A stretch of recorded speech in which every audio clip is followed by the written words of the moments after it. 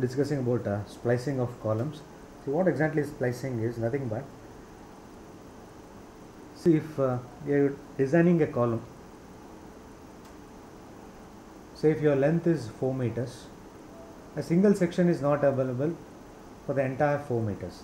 Then what we'll be doing is we'll be choosing two same sections with different lengths which matches the 4 meter. So here there are two different columns. You need to connect them. So in order to connect these two different columns, you'll be using an extra plate. So that extra plate which you are using for making the connection is nothing but the splicing plate. And this connection which you are going for is called as splicing connection. Sometimes, so this place if you are using to connect the flanges of two columns, it is called as flange splicing plate. And the same plate if you are using to connect the web, then it is called as web splicing plate. So there are four different examples here. So this is an example of flange splicing plate. You can see here two eye sections are of same dimension, same section. That means web will be coinciding on the web and flanges are coinciding with the flanges. There is no problem here, it is a simple connection. The same thing here also, two eye sections are of same size and dimensions. Along with flange splicing plate, he has gone for web splicing plate, and the type of connection provided here is welding. So here this is a different case. So both eye sections are different. The bigger one is at the bottom, the smaller one is at the top. So here only the webs will be coinciding webs will be sitting on each other, whereas flange will not be coinciding with the flange of the bottom column. You can see here. In order to support the flanges of the smaller column, an extra plate will be used in between. This is called as a bearing plate, and the dimension of this bearing plate will be exactly as the dimension of the bottom column, the bigger column. And once again you will be having some gap over here because the section used at the top is smaller. You will be using cover plates or packing plates in between these. So this is one example. So in this case you cannot go for web splicing plate as it will be obstructed by this bearing plate here. You can go for this is the case, you can go only for flange splicing connection. Whereas in this connection, the same thing, he has not used a bearing plate here, so there is a possibility where he can use web splicing plate.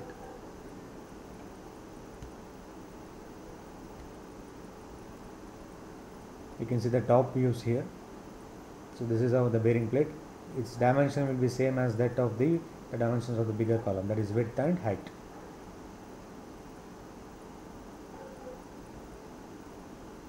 And this is the other view.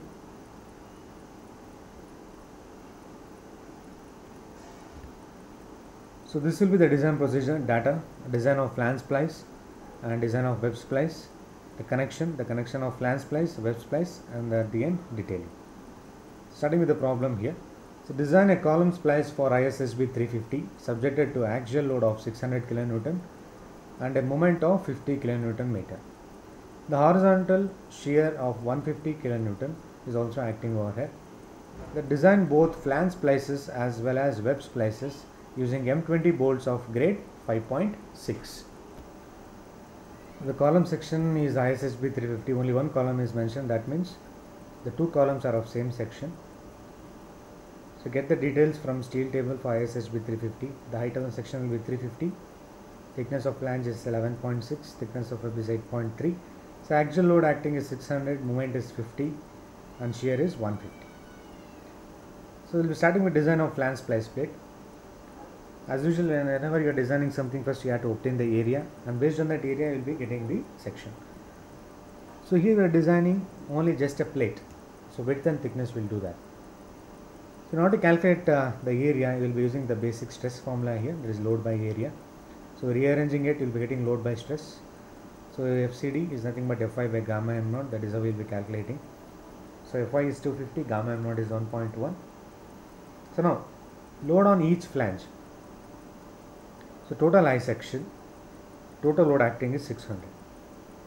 If the sections used are same, the load on each flange will be the half of the total load, 600 by 2. and that is 300. Let me explain the load sharing with respect to this figure over here. So total load is acting on this column is 600. So half of it is 300 is taken by the flange as well as the half portion of the web. So 300 is the load taken by half of the web portion and this one flange. So if you want only load acting on this flange, once again divide the load acting on the one flange and half of web by 2 once again. So 150 kN will be the load acting on each flange. So if you want to directly get the load acting on flange, divide the axial load divided by 4. So the load acting on each flange is now is 150 kN. So load due to moment is given by the moment which is given in the question, that is 50 divided by the height of the section. So load due to moment is 142.86 kN. So the total load is 150 plus 142.86, that is 292.86. So now using this formula area, load you have got it as 292.86. So area required will be 1288.58 mm square. So now width of the flange splice. The width of this flange splice will be equal to the width of flange itself. You can see here the width of flange splice is equal to the width of flange of the column itself if you're going for bolted connection. So now we have obtained the width directly. So width of flange of this column is 250 mm. So width of the flange splice also will be equal to 250 mm. So we are aware that area is nothing but width into thickness. So area we are ready with 1288.58. Width is obtained as 250. The only thing remaining is T. So thickness is 6 mm. So flange splice dimension is width is 250 and thickness is 6 mm. What about length? So length will be calculated based on pitch and edge distances. So we will be calculating only width and thickness.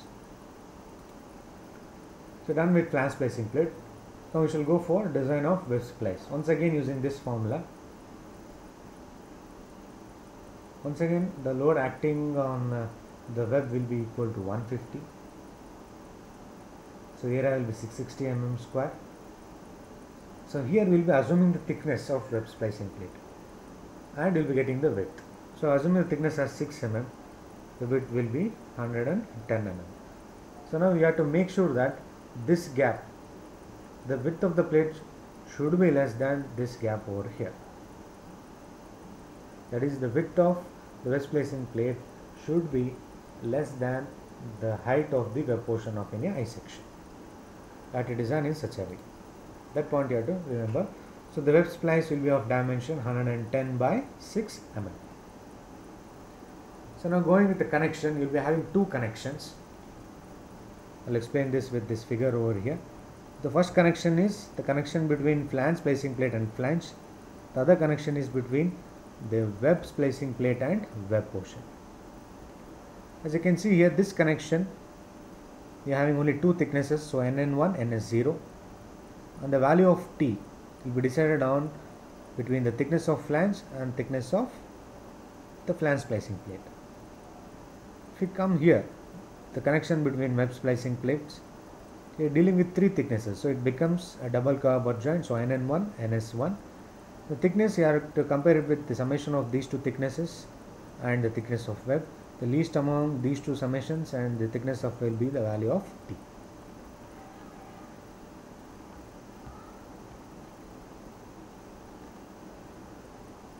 So the first connection is regarding flange splicing plate. I told you NN1, NS0. So T will be 6 mm. This will be the value of shear and this will be the bearing. So bolt value will be 50.18. So number of bolts is given by load by bolt value. So load you have calculated earlier in the first step, the total load that you have to substitute here, divided by bolt value will give you 6 bolts. So 6 bolts are used for connecting flange plate to the flange of the column. You see the figure over here. So this is a separate joint and this is a separate joint. So for each joint 6 bolts are provided. Pitch and edge are calculated based on the chosen diameter of the bolt.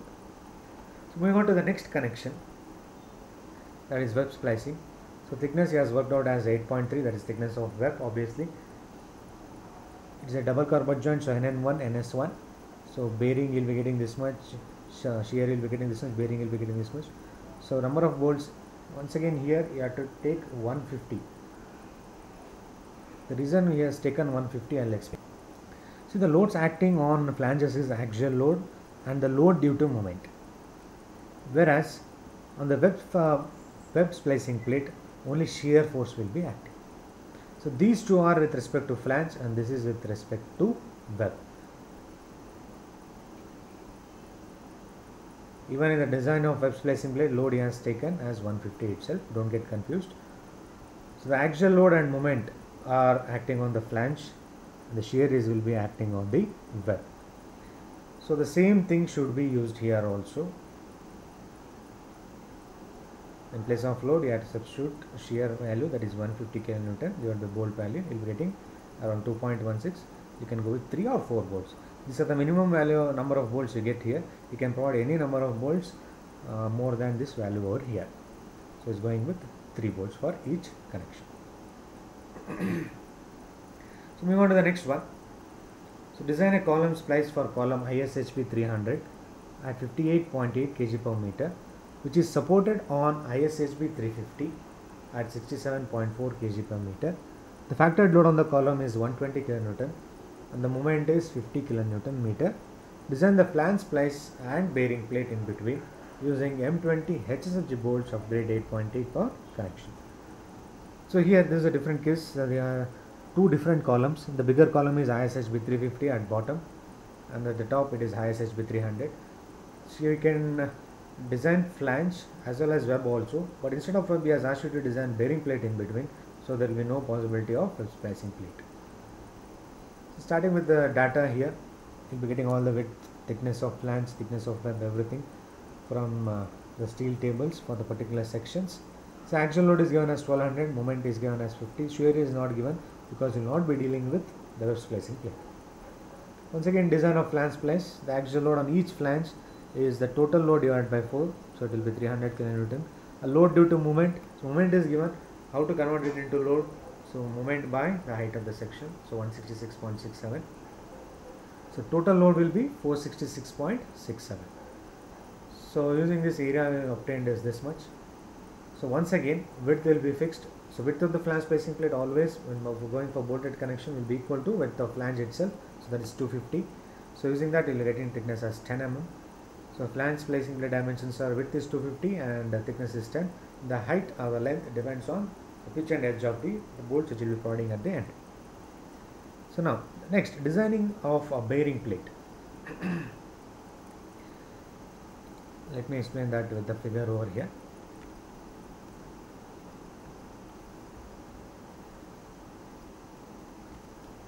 So this is a smaller column. The load coming from these flanges, we'll be taking it as a point load and that will be equal to 300, that is total load divided by 4, and I'll be calculating these distances and you will be arriving at this figure over here. The center to center, so this distance will give you the center to center distance of this bigger column, center to center of flanges, and this will give you center to center flanges of the smaller column at the top, and this distance you can easily work out. So 300 and 300 as a load acting from the flanges. So moment you have to calculate is given by Z into stress here BD square by 6 into Fi by gamma m naught. In place of moment you can substitute here 300 into 24.5. So 300 is the load acting here with respect to this point here, moment. This is the magnitude of load and this is the moment arm, that is what is being substituted here to get the moment. So once again, width of flange is 250. The D is taking as the thickness of the bearing plate divided by 6. Fy is 250, gamma m naught is 1.1. The only unknown in this entire thing is T. So thickness of bearing plate is 30 mm. So thickness of this bearing plate is obtained as 30 mm. What about other dimension? So this dimension will be equal to the height of the bigger column section, and the other side this dimension will be equal to the width of flange. So bearing plate will be of dimension 250, width of flange 350, height of the column, bigger column, and 30 mm is the thickness we have worked out here. So going to the connection. there is only one possible connection, the connection between the flange plates and the eye section. So here in between you will be dealing with cover plates, no need to worry about that. So I can go with, you are going with HSFG bolts, you have to calculate only VNSF and VDSF. Bolt value you are getting 62.64 and the load divided by bolt value. So this is the total load acting, that is the axial load plus the moment due to load divided by bolt value, you will be getting 7.45. So going with 8 bolts. So for this particular connection 8 bolts, and for this particular connection 8 bolts. So this is regarding splicing in columns.